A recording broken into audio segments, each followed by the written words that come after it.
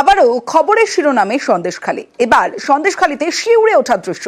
পুকুরে আদিবাসী তরুণীর হাত পা বাঁধা, কোমরে ইট ঝোলানো দেহ। আর 3 দিন ধরে নিখোঁজ থাকার পর দেহ উদ্ধার। পরিবারের অভিযোগ, ধর্ষণ করে খুন করা হয়েছে। জাতীয় মহিলা কমিশনে নালিশ তরুণীর পরিবারের।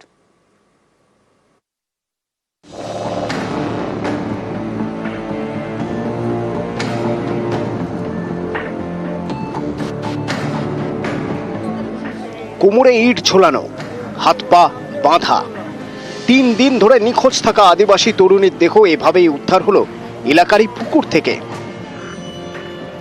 ধর্ষণ করে খুনের অভিযোগ পরিবারের। এ নিয়ে শোরগোল সন্দেশখালীর ন্যাজাটের ঘোষপুর এলাকা।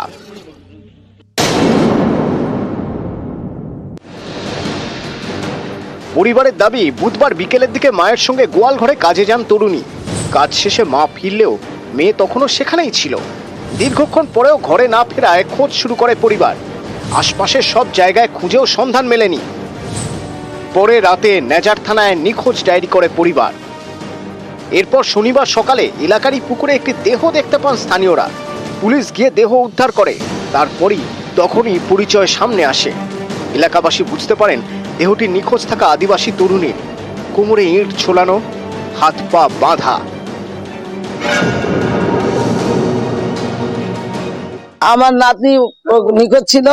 ভোরবেলা পুকুরে ওই কালো কাপড় জড়ানো। মেয়ে কি মনে করছে?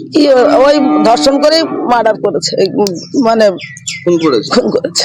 প্রাইমারিলি অনেক কটা অ্যাঙ্গেল আমরা পেয়েছি, সেগুলো আমরা তো ইনভেস্টিগেশনে যেমন হবে। পরিবার বলছে ধর্ষণ করে খুন। দেখুন, এগুলো সবই তো এভিডেন্সের উপরে টিকে আছে। পিএমটা আজকে হচ্ছে, তাহলে এরকম কোনো কিছু হলে তো সেখান থেকে উঠে আসবে। দেহ উদ্ধার করে ময়না তদন্তের জন্য পাঠায় পুলিশ। এলাকা থেকে নমুনা সংগ্রহ করেন তদন্তকারীরা। নিউজ 18 বাংলা।